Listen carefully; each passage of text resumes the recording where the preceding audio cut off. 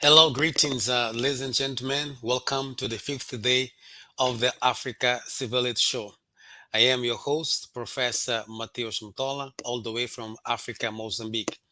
Today, we are deliberating on the eradication of systemic poverty.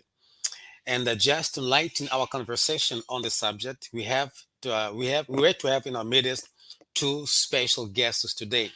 We were to have Dr. Luisa Akaiso and Dr. Juma Nashon. But then, due to some unforeseen circumstances, unfortunately, Dr. Luisa had a last minute emergency. Hence, she won't be able to join us today. However, our other esteemed guest is in the studio right now. We have Dr. Juma Nashon. Right.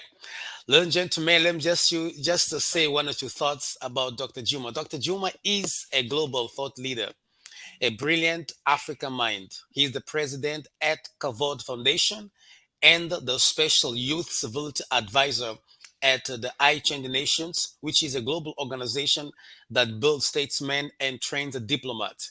But also, Dr. Juma is the lead pastor at Springs of Love Church. Dr. Juma, welcome to the Africa Civility Summit today. My pleasure, Prof. I'm happy, extremely happy once again to connect with us. My friend, it's really an honor to have you back on the show. I'm sure that our listeners and those who are be able to join us today, right here on live, or maybe those who even those who will be watching after the replay, they'll benefit a lot from the nuggets they'll be drinking from you, sir, because you are just like I said, a very brilliant African mind. But just before we delve into our conversation, I just want to bring a little bit of a little hypnosis just to situate our listeners and those who are viewers, our viewers right now about this topic. We are dealing and we're talking about on the eradication of systemic poverty. Ladies and gentlemen, systemic poverty basically refers to the economic exploitation of people who are very poor through laws, policies, and practices and systems that perpetuate their impoverished status. We live in a world where not all have equal access to education, transportation, fresh food, financial resources, clean air, water, or healthy environments, employment with a living wage, healthcare benefits, citizenship, and affordable housing. This lack of access creates what I would call a generational circle of poverty and a racial wealth gap that are systemic in nature. An individual cannot change the economic and social locations easily by just working, quote unquote, working harder. We hear a lot, work hard, work hard, work hard. But in reality, when we watch life, we see that it's not just enough to work harder. Meanwhile, the many interlocking disadvantages often are compounded by choices to stay near a family or a particular location or employment opportunity, or even by gender and racial injustice, trauma, violence, immigration status, impacts from climate change, and environmental degradation, not to mention other complicating issues. Now, bringing this up, Dr. Juma, I would like us to start this conversation on this note, maybe on defining or explaining why is that systemic poverty is so prevalent in Africa. I think from the continents which are there, I feel sometimes that systemic poverty is so strong in Africa in the sense that the laws, the policies, the practices, and the systems themselves, in by themselves, do not allow for a common citizen to succeed and prosper except those that are connected to the powers that be. Now, Dr. Juma, in your Yes, own understanding, why is that systemic poverty is so prevalent and so strong in Africa? well, thank you, Professor. I am so glad to bring out this particular, or rather to have this conversation. It's something that all of us must be concerned, especially if you're an African. You should be concerned where where you are and what is happening. Honestly speaking, the most blessed continent, if I should say, happens. Right. I remember one of the times we had a conversation here and we were asking, is Africa cursed? Mm, mm, And you see, uh, that question is very valid, is because how can we be the continent that is so richly endowed with so much natural resources, and not just natural resources, even brains, because our brains are outside there in the West, and they are yeah. really building up systems in the Western world, systems that have brought great economic growth. So the question is, what happened to the son of Africa?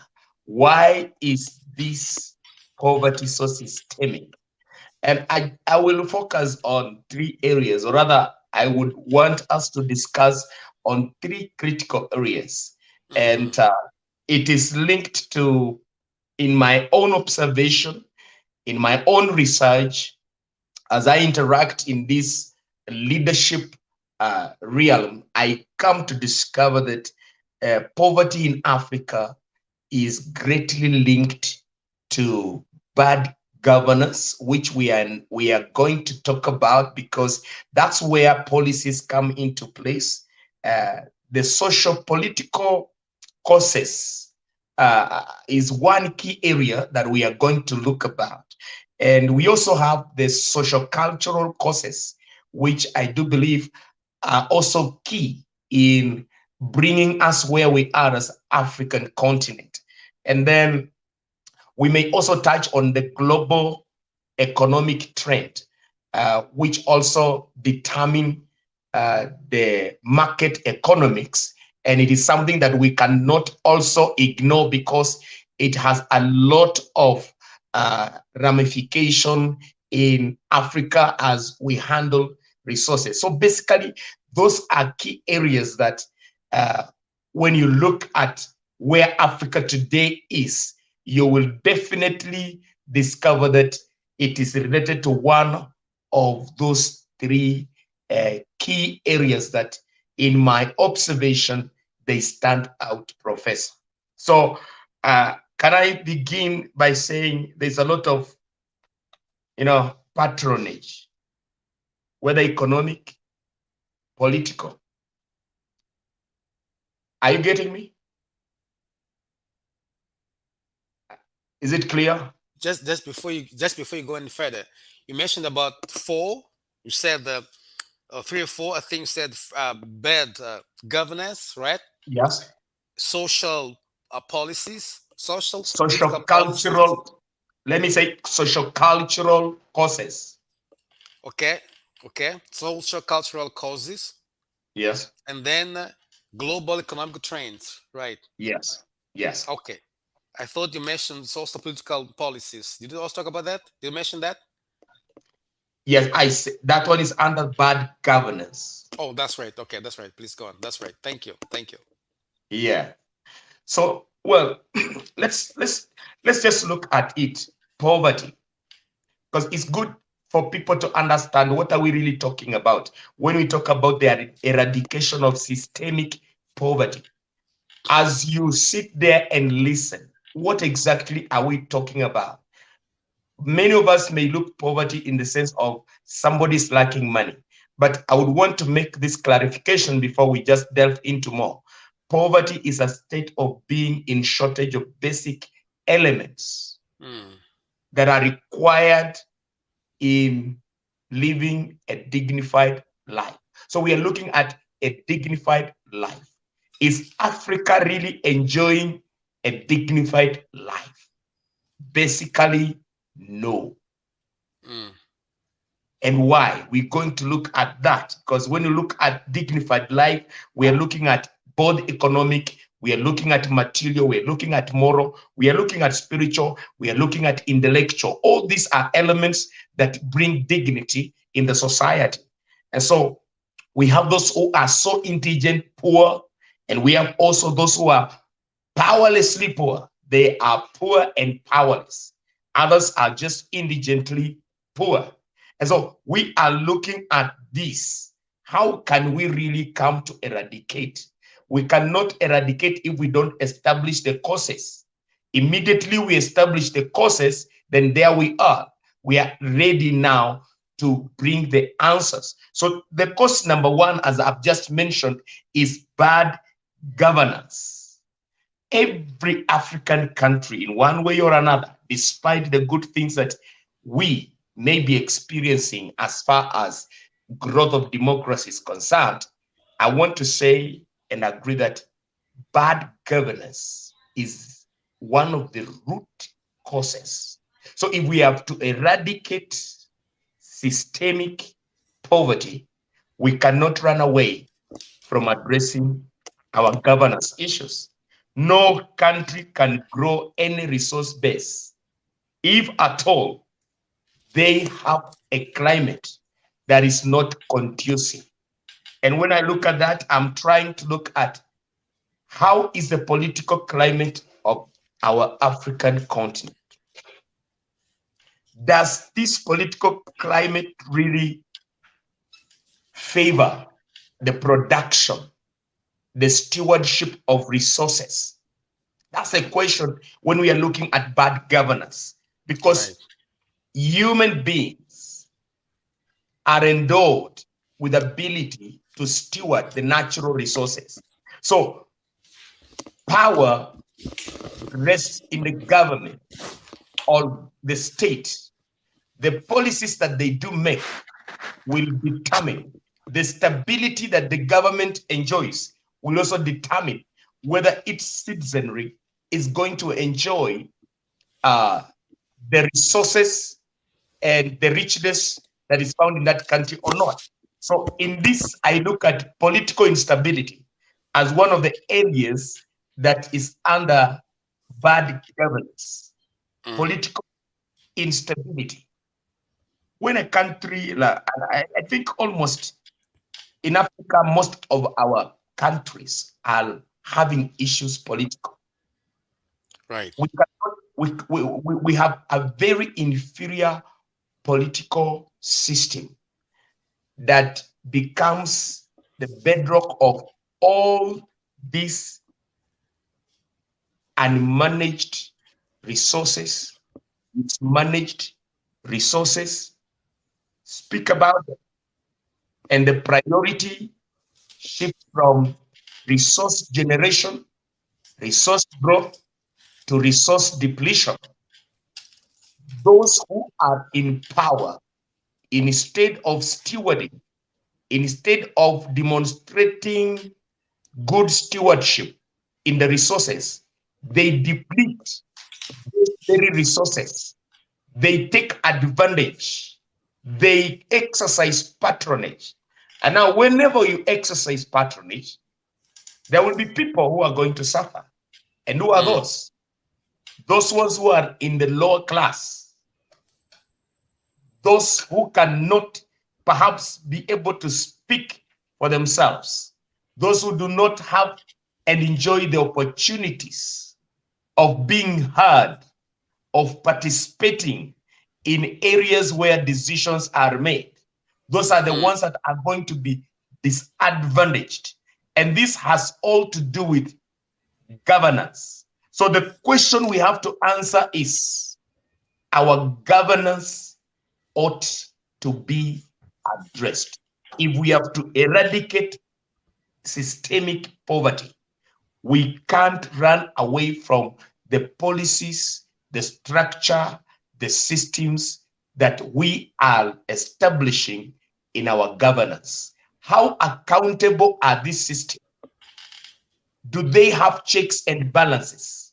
Mm. Where is the poor person? Where is that person who is at the bottom? Do we have his voice? And how are we doing with that particular voice? All these issues have to do with governance, right, Prof? Yes. But then, just before as you keep uh, going on with your intervention, I have a question. Maybe one Yes, of sir. you may have right now. What's the real cause behind bad governance? Because it seems like it is a domino effect in Africa, basically. It's very rare to find. Let us just go back to Kwame Nkrumah's days when they began to fight for independence and began to gain independence. And Nkrumah said something interesting. He said, "We Ghana, when Ghana got their first independence, he says, we are not. I'm just paraphrasing. We are not, or we can't celebrate our independence until our other African states or countries or brothers and sisters are also independent." And but then Krumah went and all that. But it seems like when you watch the history closely, the impression that you have, Dr. Juma, is that what our forefathers, should I say, those gave us independence, or some of them, but most of them, had one thing in mind, which was to substitute the the colonial masters. So like there was just a shift or a change. These guys go out, and then we nationals come in, but we still oppress our national brothers, the people.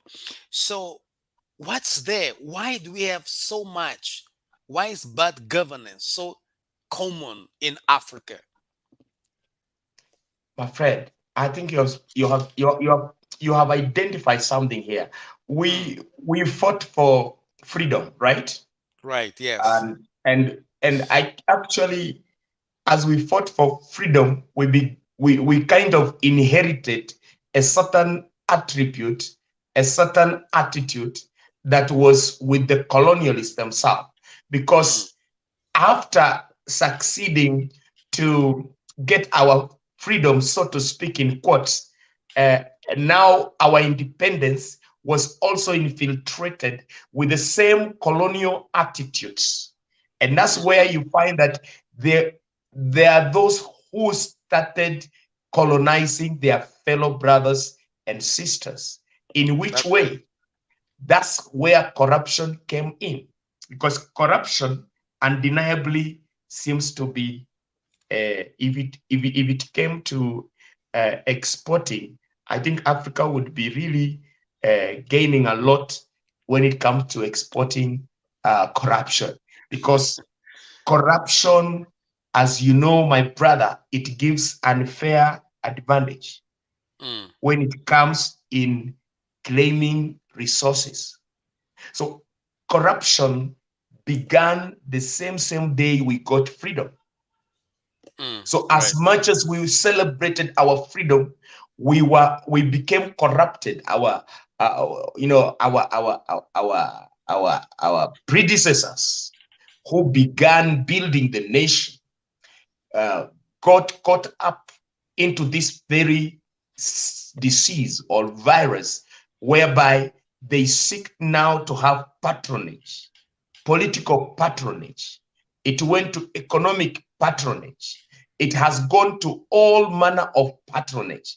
And when you are looking at patronage, is someone who imposes his desired form of relationship. Now Mm, they desired to relate with this other person in this manner. That is still colonialism in one way, and it is patronage. It is worse when it is in leadership. It is worse right. when it is in the hands of the very people that hold power, because that would definitely mean that they are going to nullify accountability, and they are going to treat the others unfairly.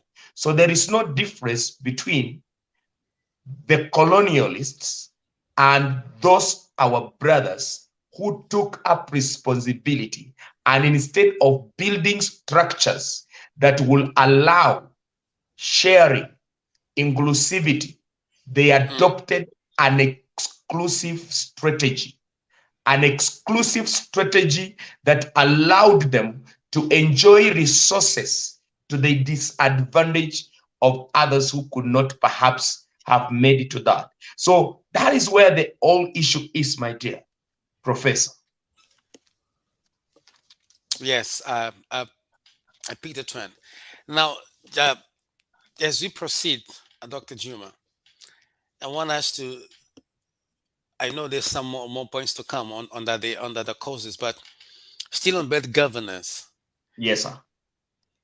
This is what I heard or I read. I think I read some time ago, and this author was saying that it's like seemed according to him that our independence or freedom from colonial masters was just fake, in the sense that they had underground or behind the scenes agreement that now Juma, let's say Dr. Juma is a country. Now we are giving you independence.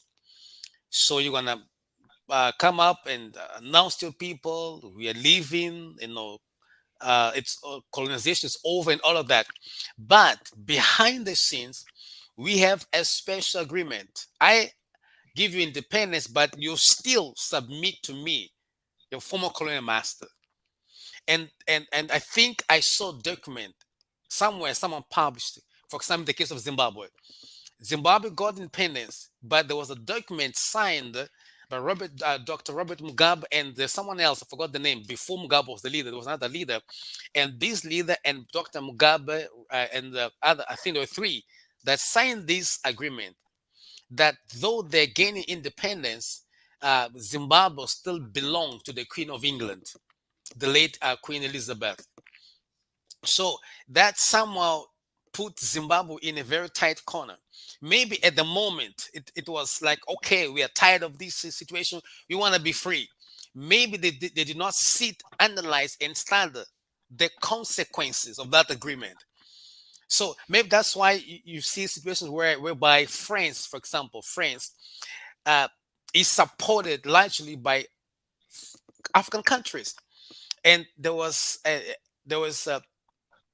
information that was released that it says about France used to collect, I think, about 5 billion, if not $1 billion annually from their former colonial, quote unquote, countries, slaves. And I think in the late uh, 2000, the late decade 2000 decade, one of the former presidents of France once said that if France could cut ties from Africa, France would become poor and really literally become a third world country.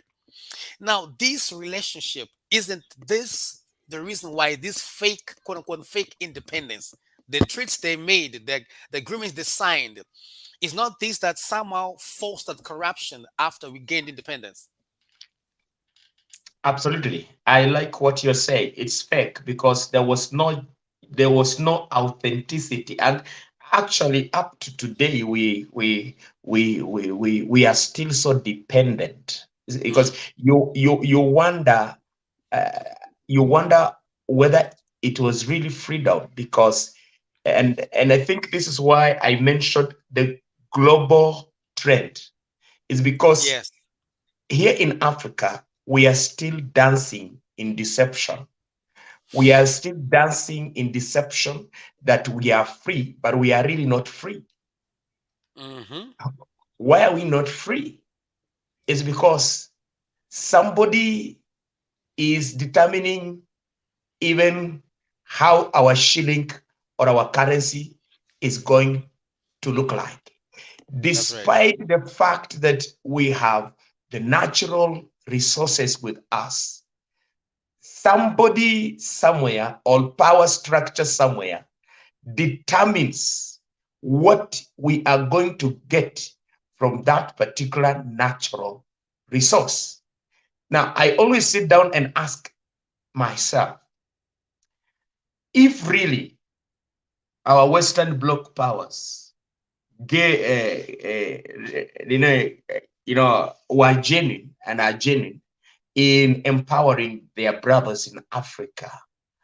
Uh, why do we have so much restriction, even of enjoying the technology that they are using? Why should products come out of this particular African land to go somewhere else in order to be processed? And then That's we who have produced it are going to buy a higher price to get them. Why not just empower us with that technology and have these companies established in our land for the economic development? And that is a convincing reality that we were really never freed. There is some strings somewhere that are playing, and they are played in a global way, in a colonizing manner. So I agree totally together with you, Prof, that the freedom we are enjoying is not the true freedom that freedom looks like. It is The what you have called fake. I agree fake, right? together. There is what these guys that like dancing the music, going to the discos or parties. There's something that the DJs they usually say. They say you have to dance to the sound of the DJ. Is Yes, it isn't somehow that which happened in Africa? You know, they play this music. We have to dance according to that. to that. Yeah, that's really, Yeah, really sad. and that's why one of our way out, you know, I look at it, it's technical because you realize that economically they control massively. And you know, Mm, if you are controlled economically, you are finished. Until you come up with the right strategy, you will not free yourself from oppression. The oppression seems to be like enticing us in one way or another. You are being given this on this end, it looks good, but behind here, it's really depleting you. And that has been a cycle. And I think that's why we are looking at it as systemic poverty. It seems that Africa is the resident continent of systemic poverty. Yet, I was just looking at some research and I realized that a country like Congo, so to speak, in yes, sir. Africa, it has capacity and capability of feeding the entire world. Mm, But look at it. goodness. When you look at its resources agriculturally, you look at its resources mineral wise, DRC is identified as a country in Africa that can feed the entire world, Wow. just like California in the US. Mm, mm. And the question here is come now to the reality on the ground. They are constantly in confusion. They are constantly in battle, in war, in civil war. There is there is there is no there is no outlet for this potential in DRC to become beneficial to its citizen, leave alone to the continent of Africa and even to the world. The power play, the power play from the power structures is very real and depleting the resources there as the people and the citizenry who are supposed to enjoy are still crying. I sit down and also look at, with a lot of respect, the IMF, the World Bank, and all that we call aid. I think Africa has not been sufficiently been helped by this we call aid. Why? It has made us even lazy and more dependent, never to see the resources we have, never to see the potential we have, never to work on the capacity that we do have.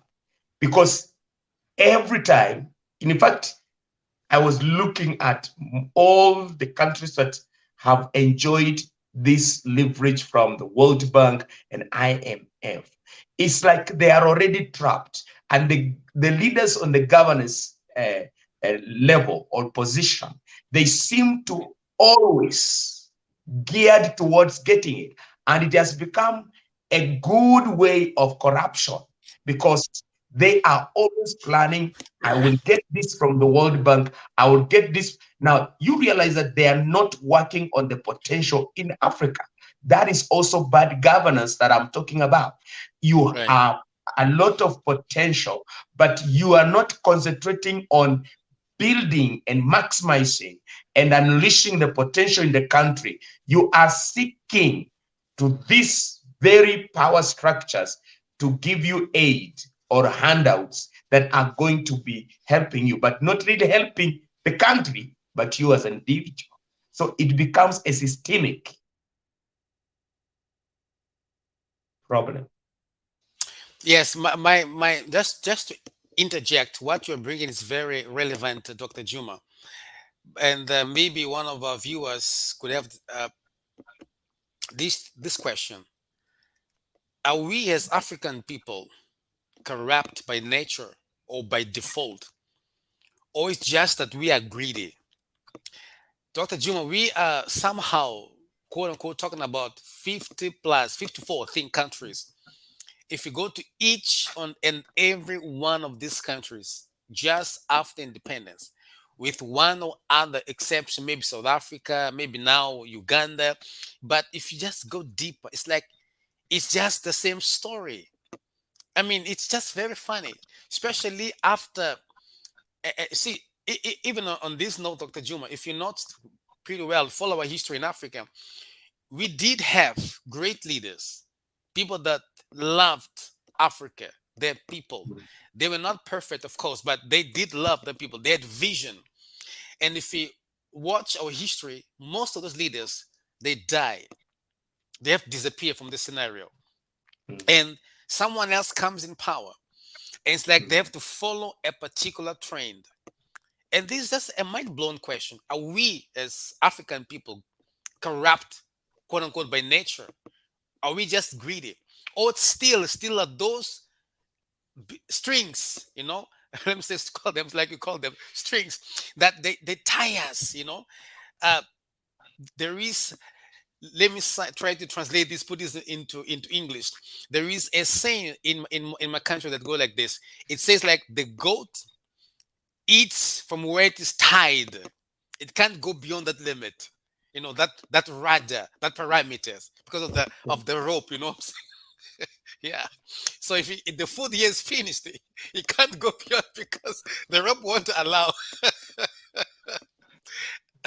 Dr. Chuma, is this not the case of Africa? It's like we've got an invisible rope that whoever comes in power, I mean, whoever comes in power is like the system's just the same. The resources are in majority used to benefit outsiders, while our local brothers and sisters, our nationals, are endlessly struggling. Wow. I wouldn't say that we are by default this way because most of us, I do believe we have a different thinking. And if given opportunity or whichever opportunities we are getting, I do believe we are demonstrating in our small way that things can be different. And I wouldn't in a blanket way say that indeed by default we are greedy, but we do have majorly the people that have come to really the power have been exceptionally greedy, and therefore it seems to be they set the precedent of how things have to go. Because you see, one of the things that is been happening in our leadership, there's just a leadership vacuum, which I may perhaps say that there's a leadership vacuum in Africa. As much as we have de facto leaders, most of them have come into position not specifically because they really qualify in the sense of the qualities of genuine leaders who understands their responsibility. And what has happened here is that I think the people in the position of leadership, especially in governance, without accusing them or being biased over them, we celebrate those who have demonstrated ability of really true leadership. We celebrate them, and we would wish that they could have even a longer time to, to unveil the untapped potential in them. But the That's right. unfortunate observation that personally I look at it is that most of our leaders who rose up to this position in leadership of governance had deficits. And the deficit that they had has made it impossible to have the genuine leaders. What has happened here is that they have continued to transmit the deficiency they do have, the deficiency in values, the deficiency in policies, the deficiency in character. They have continued to transmit it to the next generation, to the people who inherit the position. And therefore, we are not having the cycle of systemic poverty, of oppression being broken, because it seems that the transfer of power is coming from one leader who is having deficiency, and it is landing to another one who has more deficiencies. And therefore, the issue is not being addressed, Prof. And that's why I do believe, as much as we have other factors that could play around it, but this one is key. I should also say that in that particular relation to what you have just asked, I have also observed, perhaps I would say, I don't know how true you can respond to this. I think in Africa, we have more bread eaters than breadwinners, if I may say. Mm. Yeah. We are taught to be consumers Yes, there's by that. the system, There's, by the system. And then the exactly. question is, the question is, please don't lose your line of thought. Isn't this intentional? And we taught to be bread eaters intentional, so we don't progress at a personal level. We don't see what the system trying to do, quote unquote, against us. Isn't this intentional? uh, I would be merciless if I could say intentional. Let me give it an opportunity of analyzing it in the context of local and also in the context of global, because there are factors here. It is Mhm. intentional in the sense that we are ignorant about its intentionality, or we have done nothing about its intentionality from whichever source it is coming from, Prof. Right. Because there are systems, there is a system that is in place that seemingly is luring even those who are sincere and genuine to simply be part of the mold. Okay. So the system is making us intentional bread eaters, but we wouldn't want to be intentional. We want to be, we want to be productive. We don't want to be consumers. It is natural from the creation of God. I do Mhm. believe God has not created us with some disfavor. So there's something we are not doing when it comes to us as Africans. Our decisions, our our resolute decision to go a particular way, which may demand our sacrifice, which may demand our denial. We have a self-centeredness, whether the system has put in us or we have clothed ourselves with it. I do believe it is something we can decide to defy. And when we defy it, the system that is working in another country, being run by the same human being, I do believe in Africa, we can do the same. I So see. I see. I will be reluctant to say it's so intentional, because I see possibility of changing that trend. With well-intentional leaders, I see possibility of changing that particular trend. Right. Let's go back into the aid. Still on bad governance. I know you still have three more points to share with us. The issue of AIDS isn't AIDS. a trap to the African governmental system that keeps us bound and tied up to them.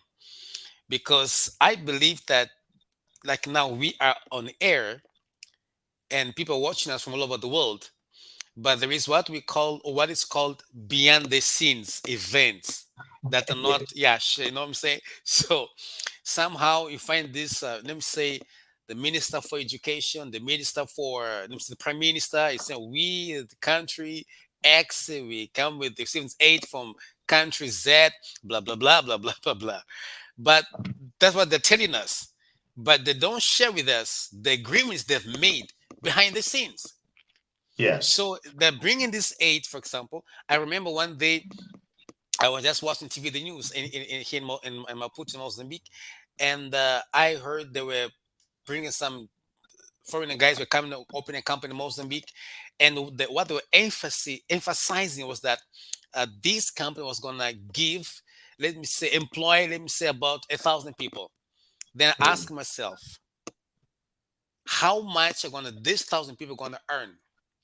Then the other question came to me was, how much are the company owners gonna make out of our product resources in Mozambique, and how much of that will be shipped to their own countries and bank accounts abroad and Mm. won't stay in Mozambique? In other words, how beneficial was that gonna be? Because what I heard from the news was that the majority of people who were going to be employed were going to earn the minimum wage, which is almost peanuts in this country. So, uh, how is this aid thing used to bind Africans and tie our hands up? I agree. It's a trap. It's also a myth that we have to demystify it. Mm, I think, however much it can be a shackle or a chain put to us, I do believe it must be demystified because aid does not help us. Aid has been feeding corruption. You can't convince me that African countries cannot do without aid. The truth here is it's a trap, and it landed in the hands of people that never saw that it is a trap, and therefore it captured them. And that's why you look at all this financial aid, social capital, it's feeding corruption. It is not feeding our people. And that is a reality we have to face and confront. It's a myth that sounds so good in our ears and in our eyes, but we should reject it because I do believe there is great potential in us which should be unleashed, and there is better way of being assisted if our senior brothers really are intentional in assisting us. But coming in the name of aid is never assisted Africa. It is now over 50 years and many more years.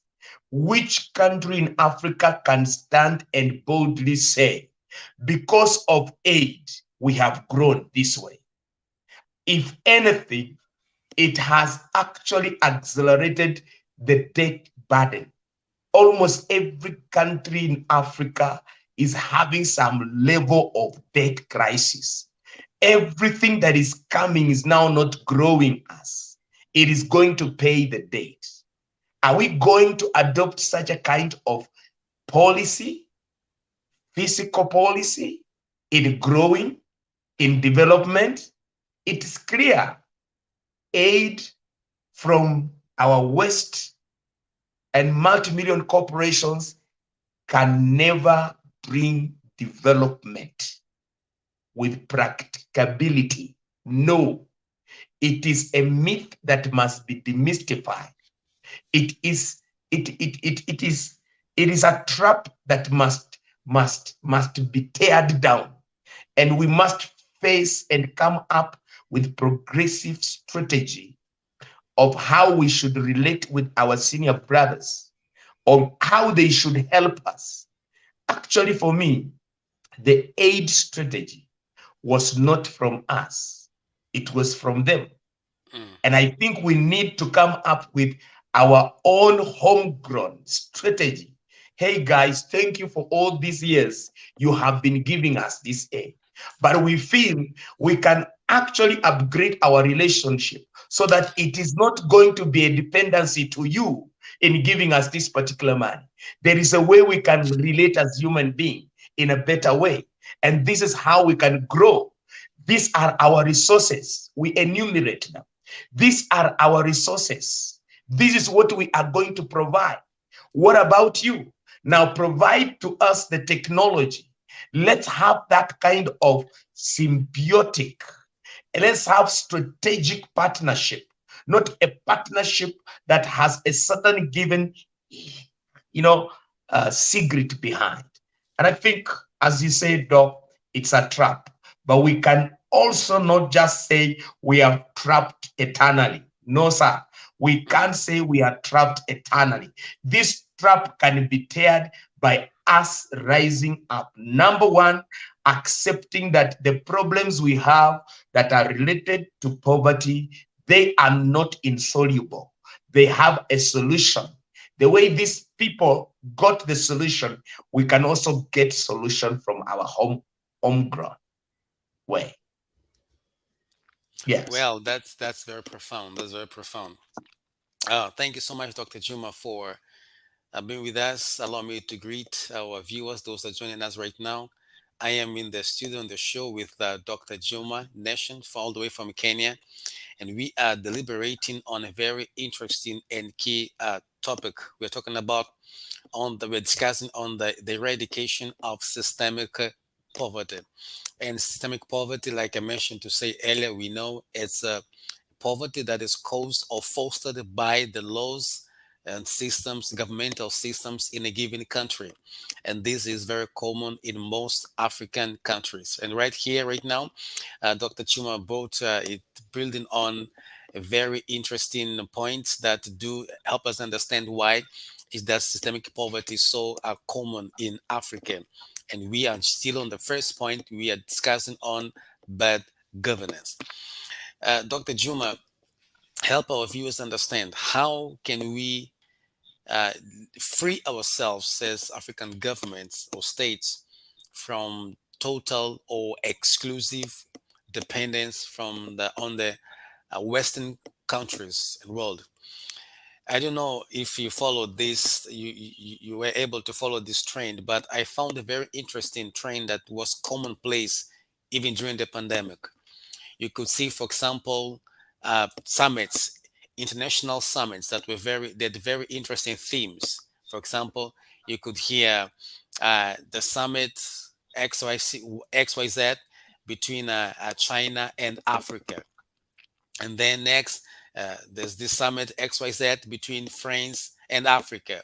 And then there was this XYZ summit between United States of America and Africa. And it was interesting, Dr. Juma, that most African countries would send their delegates, in most cases with head of states, would go to these summits. Dr. Juma, it's one country hosting a whole continent in a summit. And we were traveling to that country, so proud, so full of ourselves, you know. And I had this very, it was common in in the pandemic, I think even last year. And I asked myself, when are we going to have a summit, XYZ, Mozambique, Kenya versus Europe, for example, all them coming to Africa? Why do we accept that? What, is it because we don't really see their agenda, their true agenda? Or once again, it is because we are trapped on those quote unquote agreements they sign behind the scenes?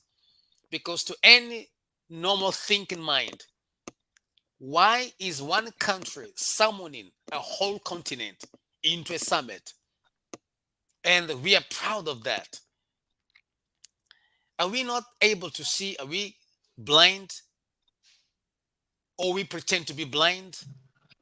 Are we like unable to think, or we pretend we are not able to think? Because I think Africans are brilliant minded, they're gifted in that. True. I mean, you mentioned to say earlier on in your introduction, your first remarks, that we have so much brilliant minds prospering, benefiting other countries in the world. They have left Africa. And sometimes when they see there's a Dr. Juma in Kenya is brilliant, they come to you. They sort of buy, quote unquote, they buy you. They they they make you give you promises. They take you to their country. They want to you be closer to them. They want to use your mind. You know what I'm saying? Now we are so brilliant, but why is that we keep falling inside the traps? We go there, we travel abroad, we still come still with the same discourses, political discourses. I've been there, blah blah blah. They come to Africa, and always the same thing. They come in, to invest, invest, invest. But if you follow it closely, most of the so-called investment, quote unquote investment, often 90% benefits outsiders. We are struggling with our own resources.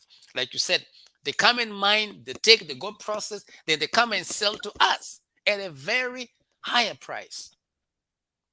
So are we blind? Are we deaf? Or we just pretend to be because of those some uh, invisible strings attachments?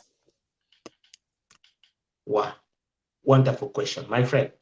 My brother, I think we lost sovereignty, if I may be allowed to say that. Whatever we were proud to say we have gotten freedom, well, if it was freedom, you said it's fake. I agree together with you. There is no sovereignty, and that's why we can't have the pride of Africa. We are not proud of even ourselves, that we can as well be invited and say, hey, we have something important here, which we also wish you people to come and also attend. Anyway, that said, because of civility, we need to say this, or rather, I need to say this on that particular note. You know, Africa, I think, has never known peace that would allow us grow, develop, and have pride in what we have grown. I think the issue still lingers on. We stopped fighting against things like poverty, disease. We shifted our fight to the critics, to political, competitors, to rivals. And therefore, even when you get us invited, we are simply trying to appease the ones we feel are superior powers, so that we are in good link, not just for the sake of helping our countries, but for the sake of outdoing, outshining either our rivals or one another. So it is something, I should say, it comes to the pride that we ought to have as Africans. How do we view ourselves? Do we feel we are inferior as a race, and there is a superior race which is endowed by God more than us? We need to address that particular thing. If God generously endowed each one of the human species, or rather of the human being under the sun, with similar brilliancy as noted, then it is great that we give ourselves permission to be who God created us to be. We can build our nation and our continent the way our brothers have built theirs. The problems in Africa will never and never adequately be addressed by another person in a different continent. God, in his wisdom, has put us in various areas and equipped us with what can deliver solution. I want just to appeal. We are not cast. We are not inferior. We are not trapped. If it is a trap, it is a self-instituted trap. We can still come out of that particular trap. We need the right decision. We need to position ourselves in the right way. We need to think right. There is nothing to do with they are superior and we are inferior. We have seen the sons of our soil go to these countries and demonstrate the ability, the acumen in all aspects. Mention it: science, health, law. You will find them. And they are the ones at the centrality of the systems there. Why can't they come with pride in their motherland and also challenge the leadership of the motherland and say, this is it, and Africa will become great? So I do believe, yes, sir. Well, that's profound, Dr. Juma, and I really believe that our viewers are getting the nuggets right here. I love when you say that is a trap from which we, if it's a trap, we can still come out of it. We can still work ourselves through it, rather than just folding our hands and arms and say it is just like this. We can still do something about it. That Yes. is very interesting. Now, I like you still to build on, maybe just to close this point on bad governance. You say that there is hope for Africa. You say Yes. that we still can come out of the trap, Yes, sir. and we can still. My question would be, how can mere citizens hold their governmental leaders accountable, because they're the ones that make up or produce and diffuse the policies, the laws that in most cases do not benefit the local citizens, do not benefit the nationals. And for example, in my country, for you to be able to register your company, it's a whole process. It's a long, tedious process, and sometimes extremely expensive process. We have of recent built so many toll gates in very unnecessary places, just to uh, extract money from the people. There were some political activists that tried to boycott, that tried to march on the streets, tried to complain, all that peacefully, but that was stopped, of course, as you know, by the army and all that. So to avoid people from stop people from waking up, and that has caused a lot of harm in my country. I was shocked. I think the year last year, if not before, when I realized that it was said that we were number one in the world in youth suicide. Can you Mm, imagine an African country being number one in the world in youth suicide? mm, Of recent, I read a stats that says that we are thinking number two, if not number three, top five, I think, in the world is five AIDS. I mean, HIV/AIDS contractions is concerned. In the past, it was used to be Uganda, used to be South Africa, Botswana, Zimbabwe. Like this thing keeps rotating in African countries, and for that matter, it was often raining in the Southern Africa.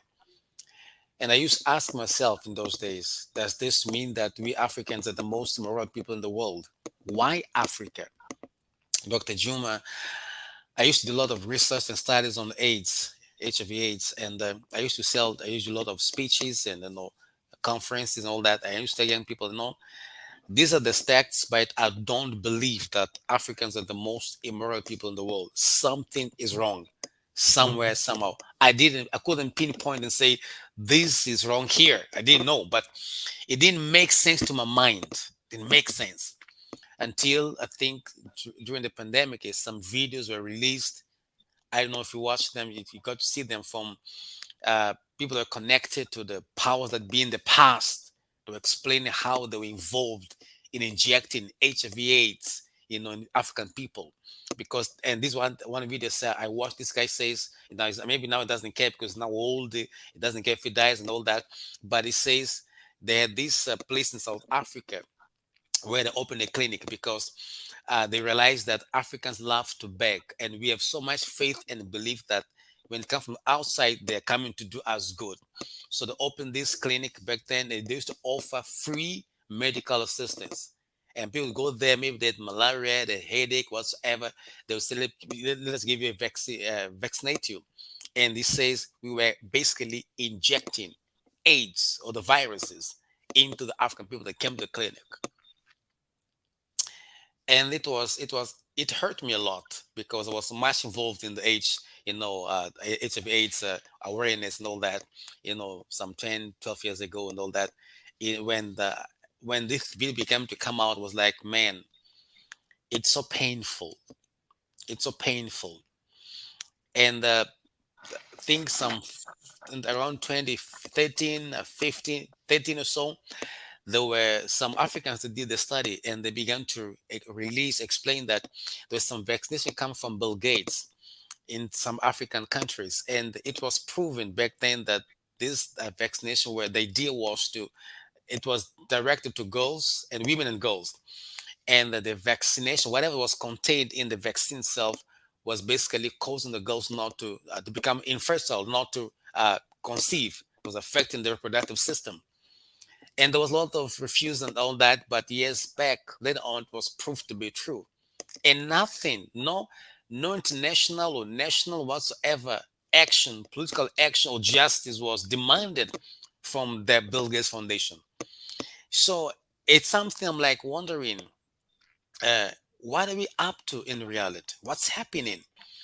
And how can really African people position themselves? How can the nationals take a stand, challenge the power, those that are in power, to stand up their responsibility? Because in democracy, it is quote unquote believed that power resides in the people. But Yes. these same people are not allowed to exercise the same power that when it comes to the general elections, they keep telling people, you guys got the power, you are the boss and all that, just to maybe brainwash us or something like that. And when we just go their vote and power, they begin to act totally in the opposite direction.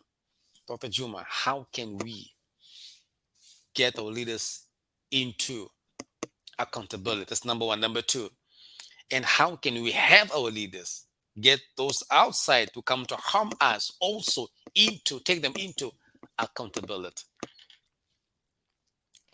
Well, good question, my brother. And I do believe that our listeners should be picking up some few points that perhaps we are conversing here because they are helpful. How can we,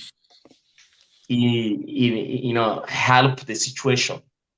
How can we change the status as it is? I do believe Right. that's the question.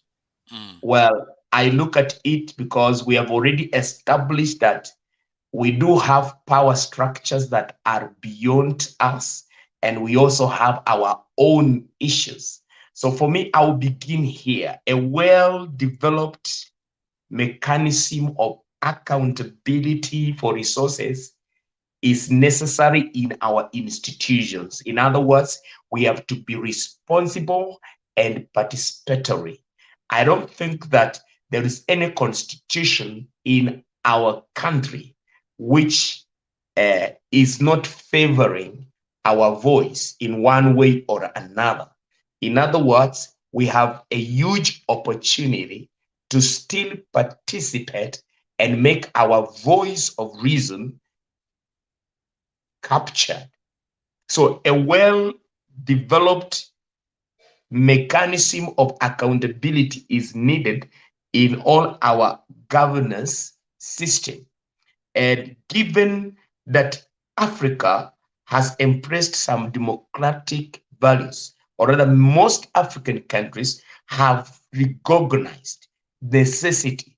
Of course, it may not be uh, a good percentage of goodwill, but there is acknowledgement of the value of democratic values.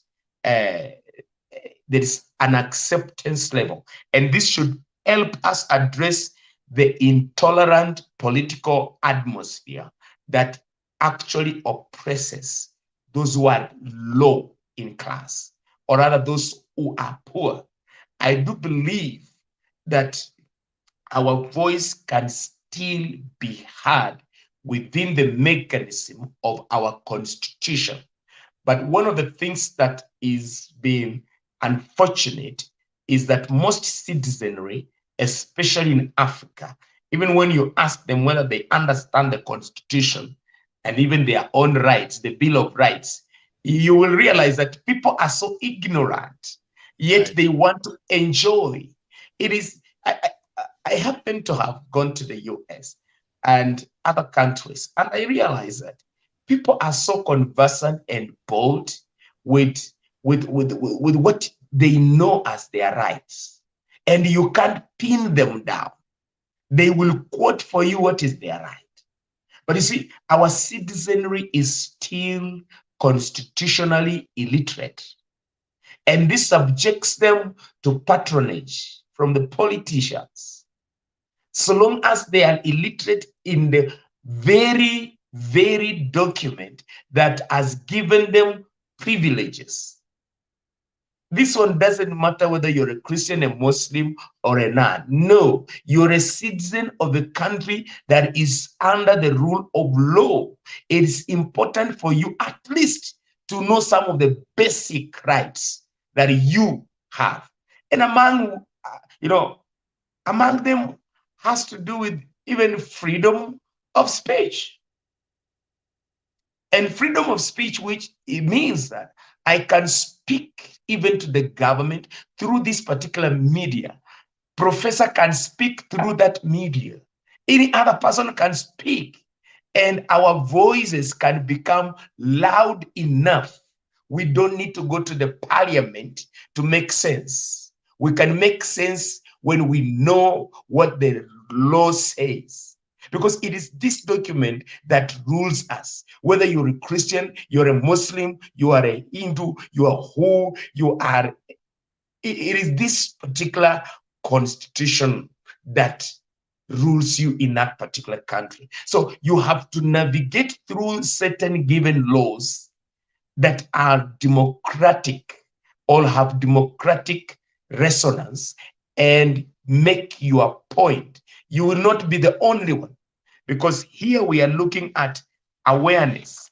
Until we reach that particular place where we have awareness to reach everybody and have them participate, we will not change the trend. We will continue being oppressed. We will be marginalized. But yet there is provision for us. So I want to say it is possible with the climate of the constitution and the democratic values that almost all African countries seems to be accepting. There is hope. And I also want to say that I do believe that we can also address the issue of corruption, which has robbed most times the revenue that could be of essence in helping and eradicating systemic poverty.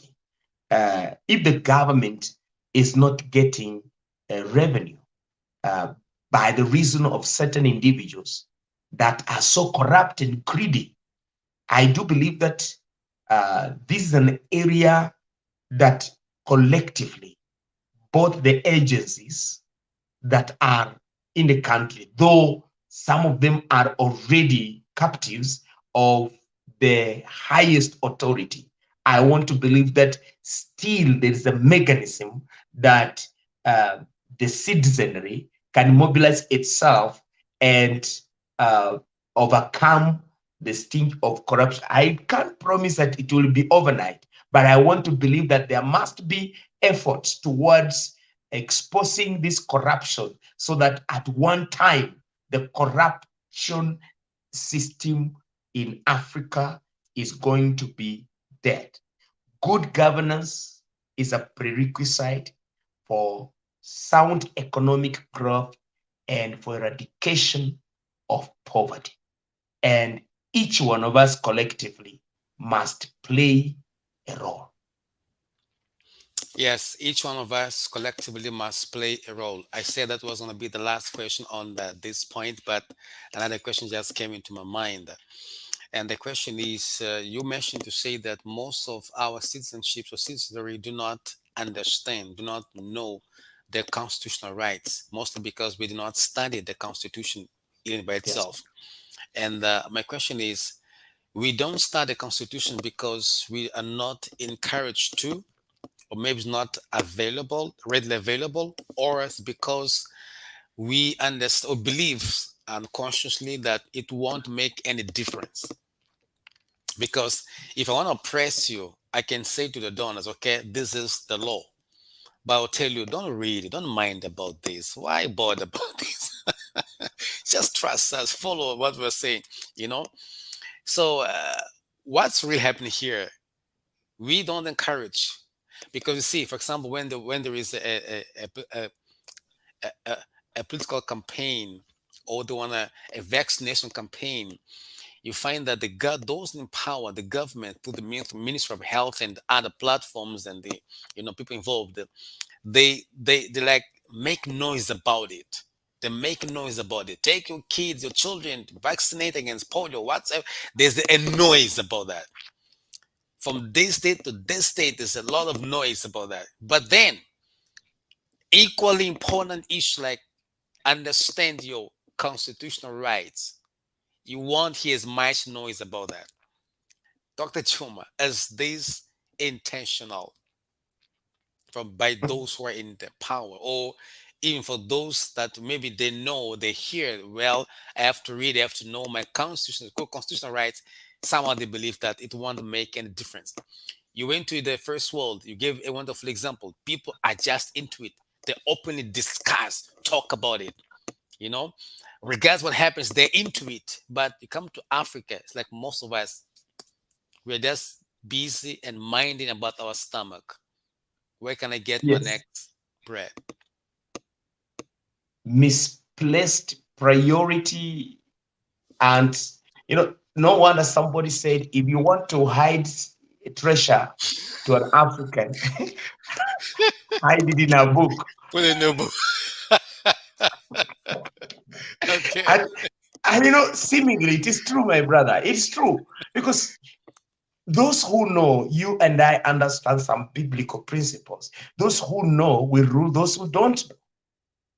We are being ruled, patron, we are being ruled, marginalized because we don't know. The day we will know, our deliverance will come there.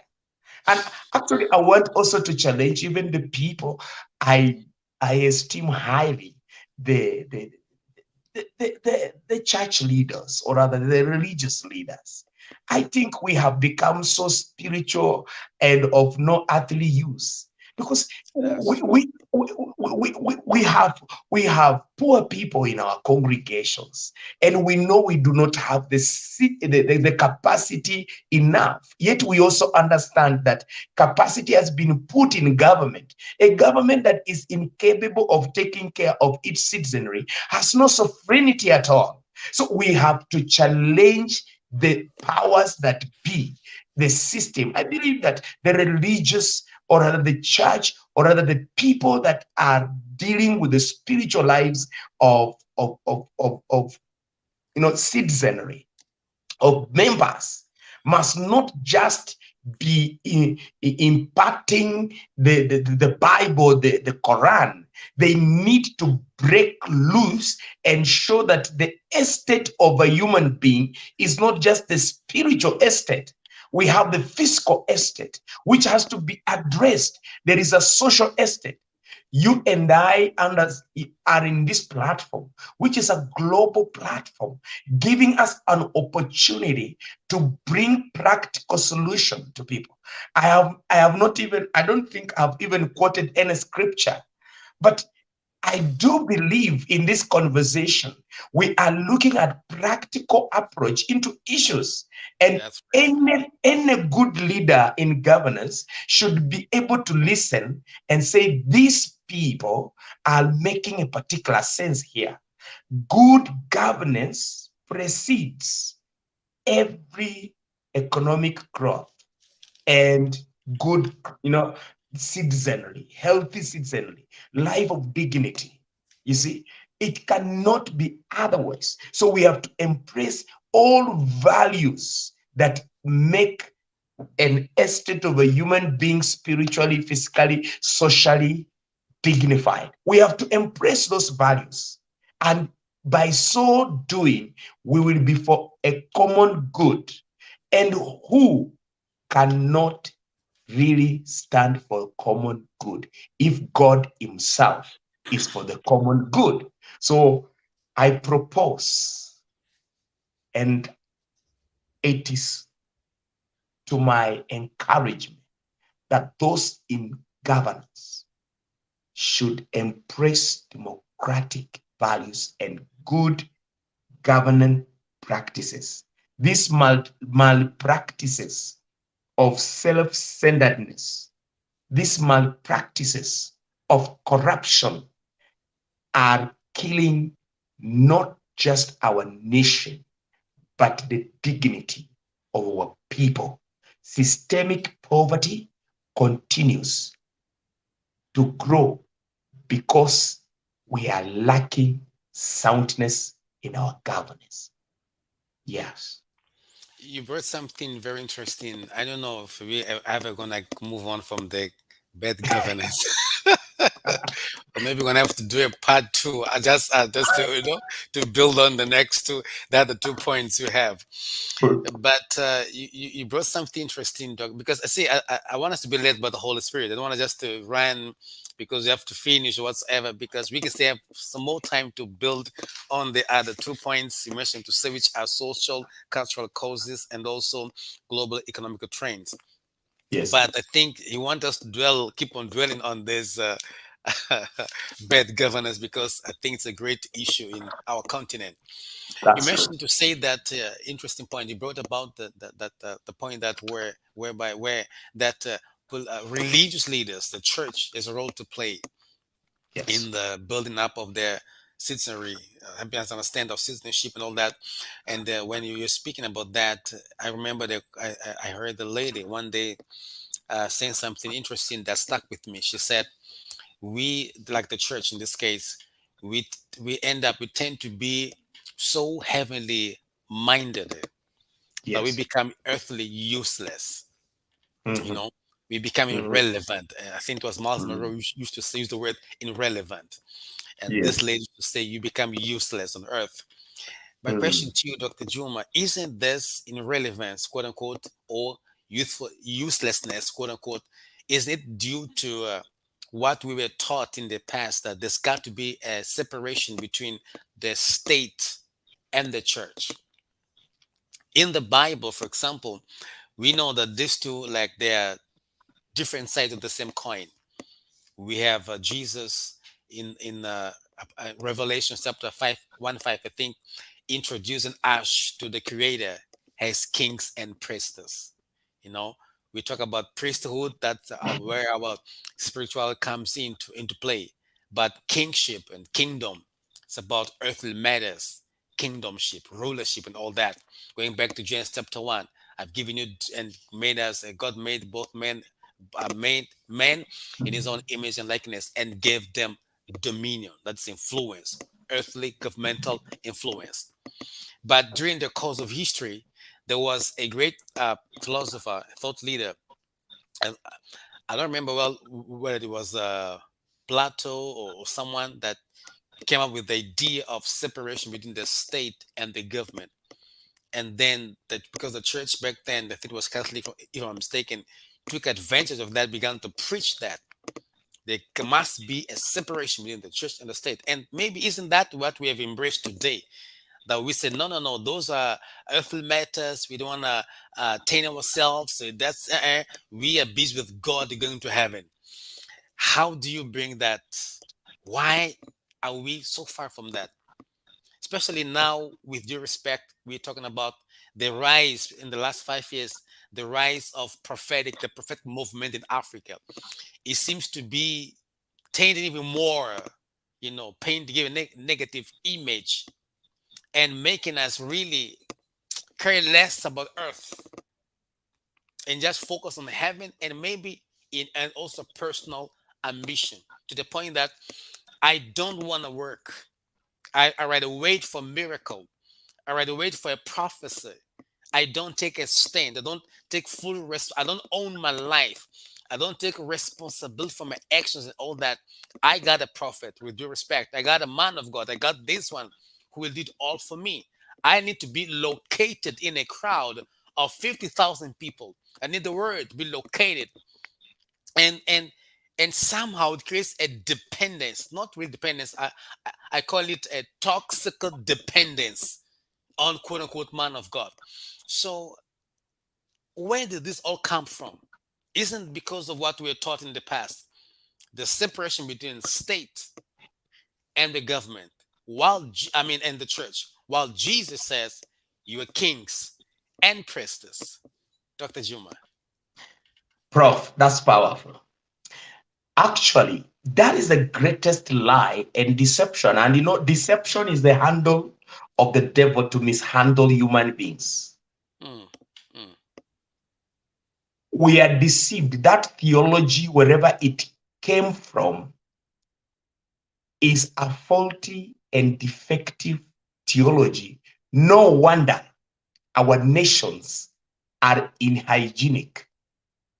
There's no health, even in governance.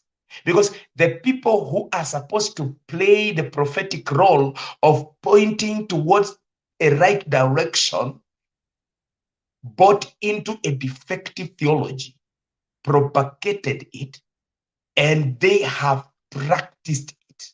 And now see where we are. We are even guilty and afraid to really give and demonstrate leadership. Let me say this: God has nothing secular and sacred. This That's this this profound. Sorry, sorry. I need you to say it again because our viewers need to get this. This is profound, Dr. Juma. yes, God has no secular and no sacred. Everything belongs to God. He is the author of governments.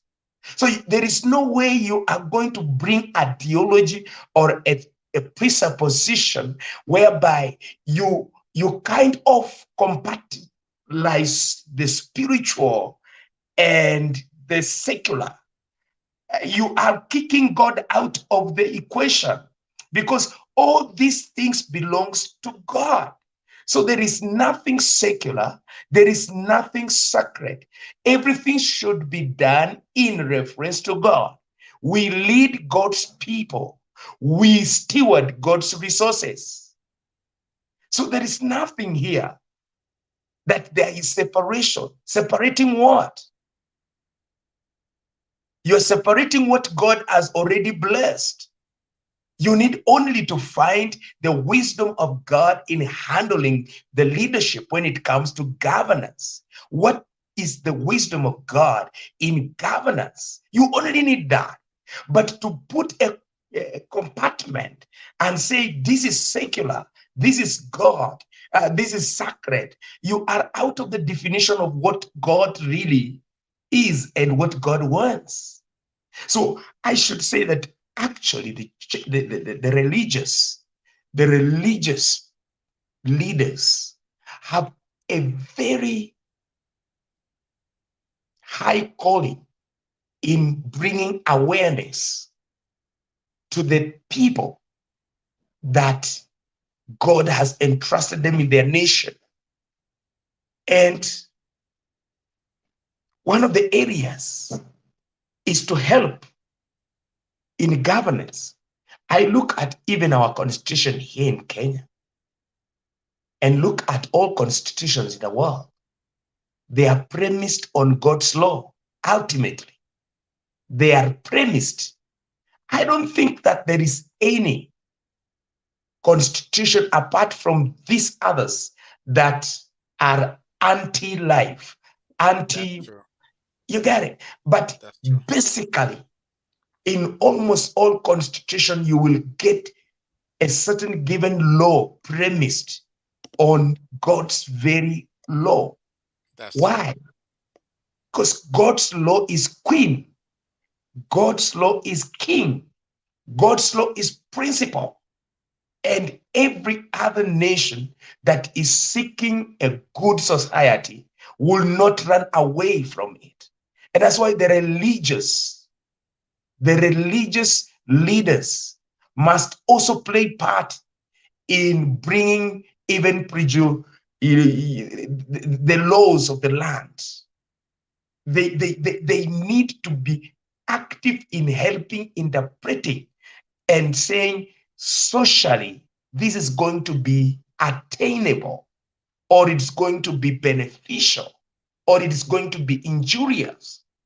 Can I say this, Professor? We have social responsibility to participate in good governance. All religious leaders should understand this. We have social responsibility in participating in good governance. When there is no good governance, we are to blame in our role. Yes, I believe so. And this is something that we should be deliberate. We should be intentional. Whichever mechanism that has to come up that will allow the voice of reason and the voice of God to be heard. People will hear and say, that makes sense. But hiding in prayer and giving prayer as our main reason of not having social responsibility of creating a healthy climate, a healthy nation, it's hypocrisy. I don't believe that. I can't I can't underrate the power in prayer, but I wouldn't want to become comfortable in irresponsibility. And this is what I actually see, that the religious uh, uh, family has reached somewhere whereby they have subscribed to what I call comfortability in irresponsibility. Let's take up social responsibility, educate our governance structures, contribute to solutions. We already have it in our holy book. God has not separated anything. Everything belongs to God. If you call it sacred, everything is sacred. If you call it secular, then everything is secular and it belongs to God.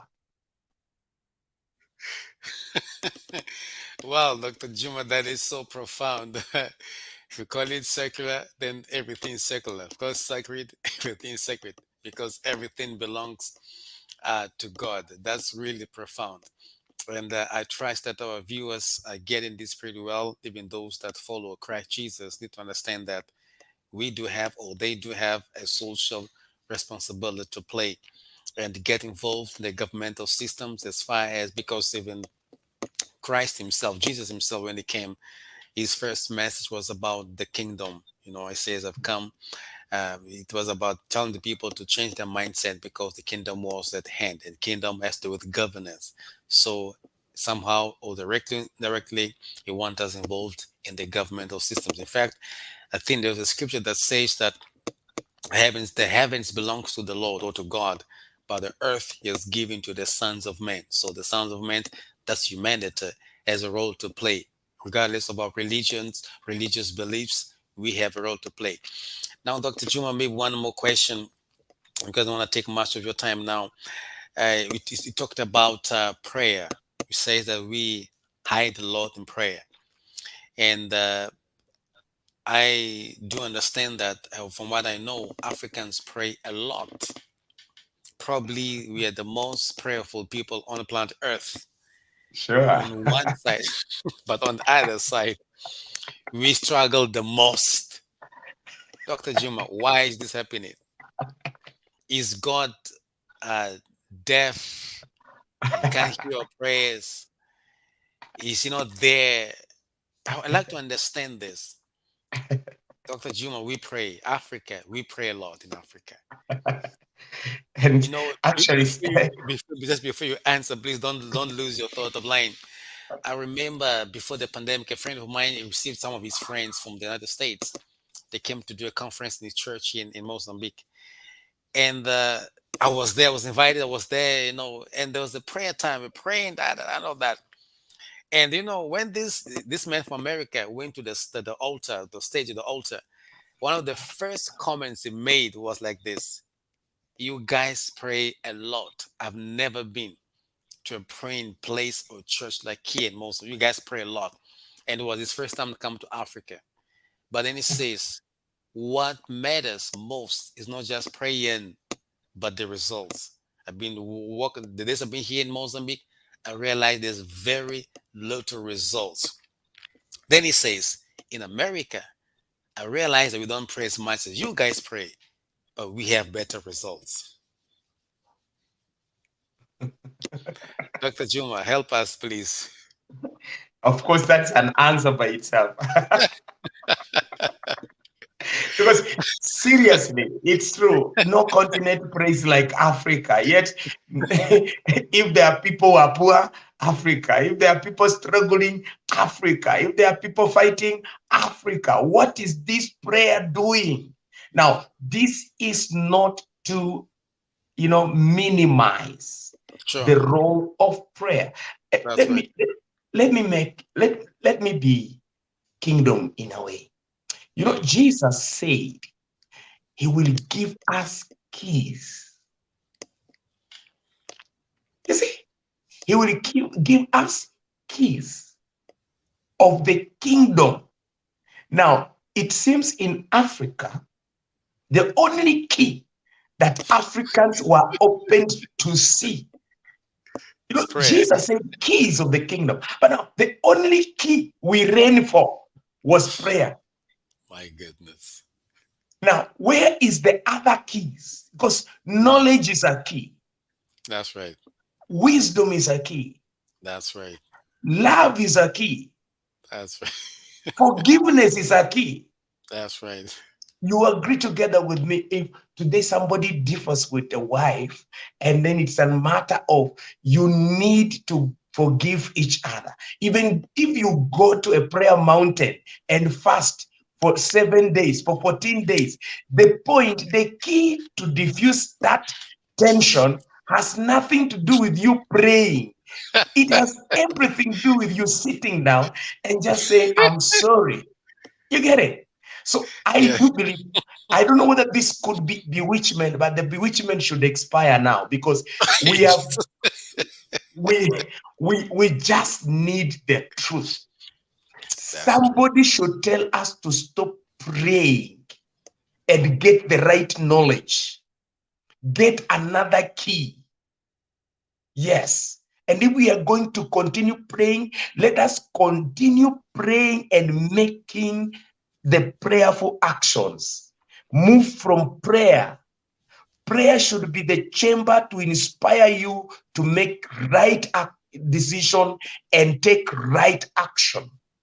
But this aspect whereby we end the prayer and remain praying, you can be so prayerful, but you're not praying. Okay. Help us understand the difference.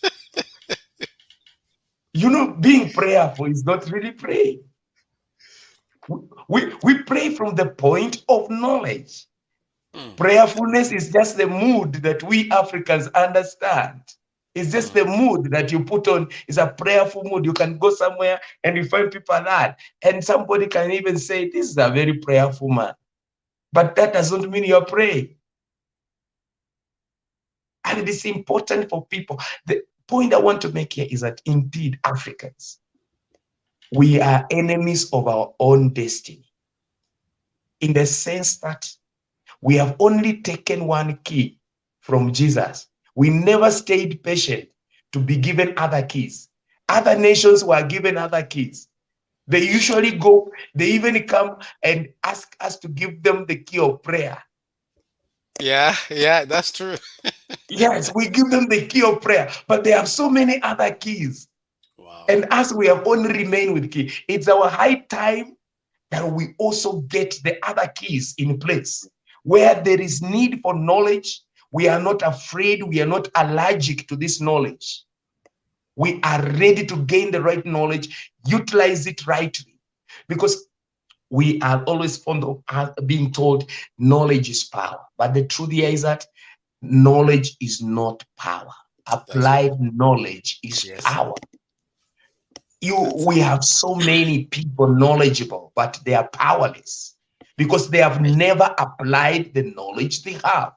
So some of us Africans are knowledged, yes, but we haven't reached to that level whereby the knowledge we have is helpful. It has That's not helped us. It has not helped our family. It's not helping our nation. And Prof, I celebrate you, sir, for this, for this platform, because it's a real thing. It's a real thing.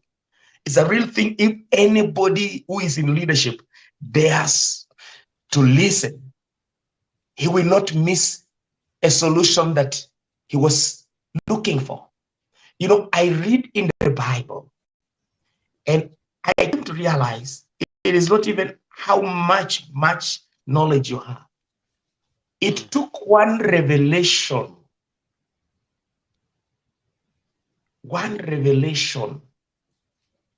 to make Solomon the wisest and wealthiest man in his yes. days. Just one revelation. That's deep. Yes. And sometimes it is not even how much. No, it is one principle, one policy that is so coherent with the human life and the society. And you become an outstanding, exceptional leader who served his people, society, or generation. And I think this is what we need in Africa. We don't need so many people. We need one African leader to demonstrate what works in Africa and let all of us subscribe to that wisdom. It will be transformational. And that's what I look. So for prayers, I want to submit to us. I don't want to say reduce your praying, but upgrade your praying into decisions and actions. Then we will get the results that others are getting. Right, right. That's Yes, right. sir. Dr. Juma, this has been a wonderful time, a moment. Yes, I don't want to go much beyond your personal time, and I know it's a little bit, it's much later there. You guys are 1 hour ahead of us here in Mozambique. I want to say thank you from the bottom of my heart for giving yourself time to be part of this show. When I was talking to His Royal Highness, our mentor, my mentor, he said, we got to get Dr. Juman on this one.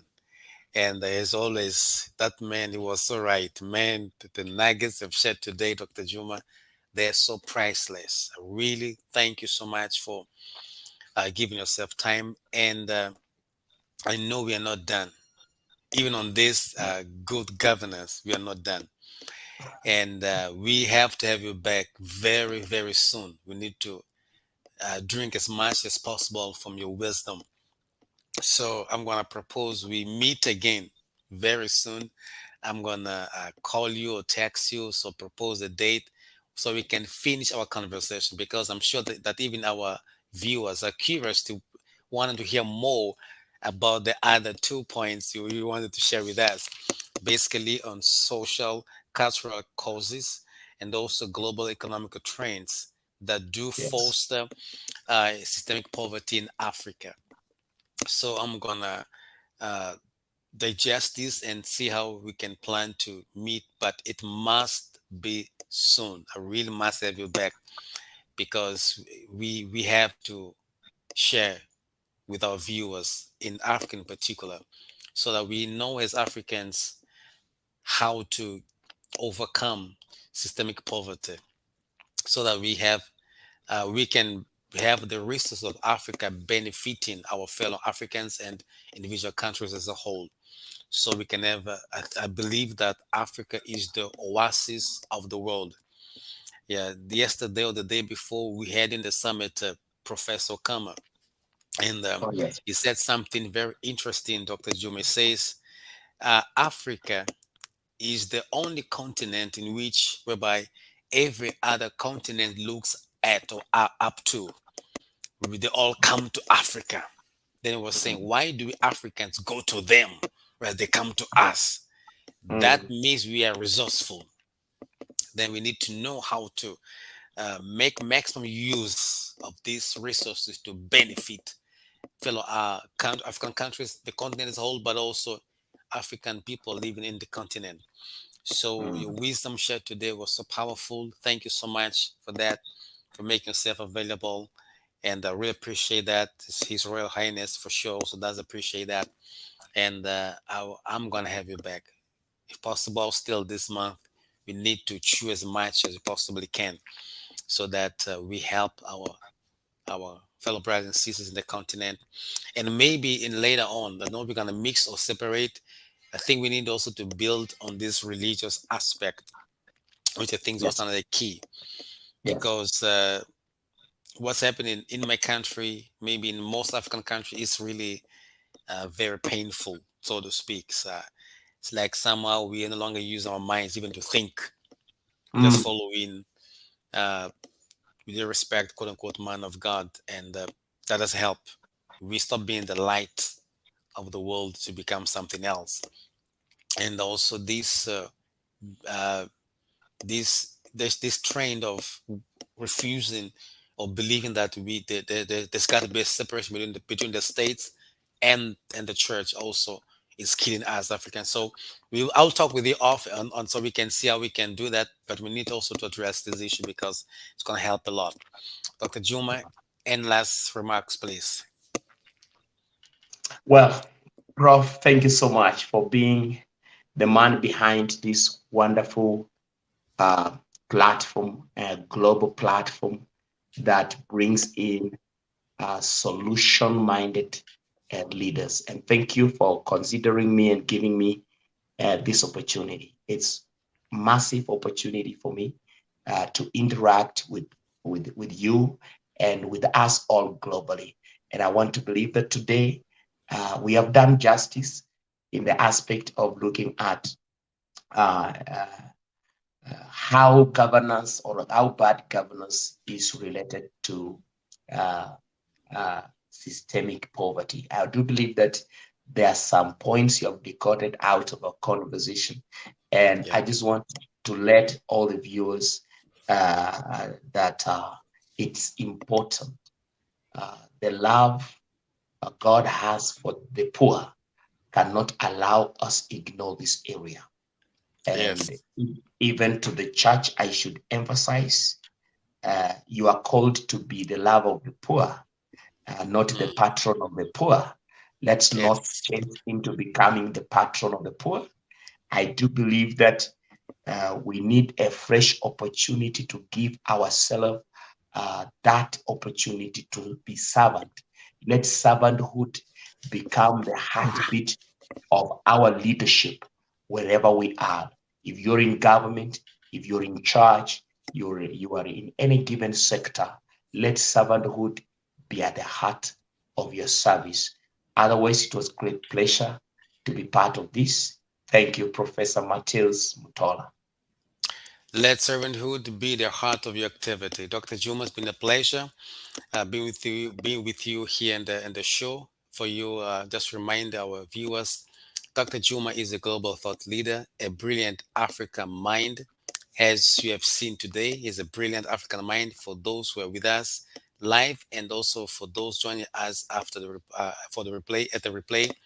I'm sure that so far you have seen that this man is a very brilliant African mind for which Africa has to be grateful for. He is the president at KAVOD Foundation and also the special youth civility advisor at the I Change Nations, which is a global organization that builds statesmen and trains diplomats. But also, Dr. Juma is the lead pastor at Springs of Life Church. Dr. Juma, from the bottom of my heart, thank you so much. We're gonna have you back soon into for that episode of Africa Civility Show. God bless you.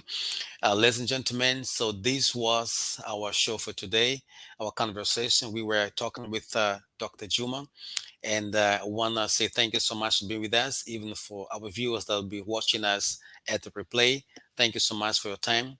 We're going to be back tomorrow for the last day of our conference here.